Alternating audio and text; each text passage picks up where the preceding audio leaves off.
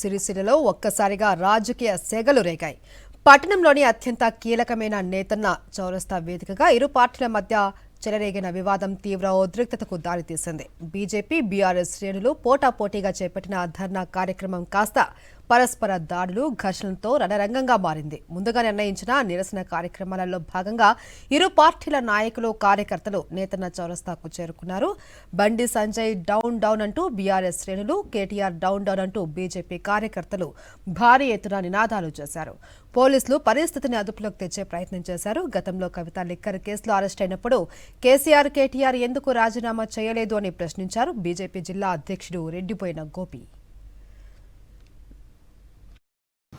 MLC కవిత liquor రాణిగా ఉండి ఏ రోజైతే ఆ కేసులో ముద్దాయిగా ఉందో ఆ రోజు ముఖ్యమంత్రిగా ఉన్న కేసీఆర్ గారు రాజీనామా చేయలేదు, మంత్రిగా ఉన్న ఈ కేటీఆర్ గారు రాజీనామా చేయలేదు. జన్వాడ ఫామ్ హౌస్లో ఈ కేటీ రామారావు యొక్క బావమరిది డ్రగ్స్ కేసులో నిందితుగా ఉన్నప్పుడు కేటీ రామారావు ఎందుకు రాజీనామా చేయలేదు?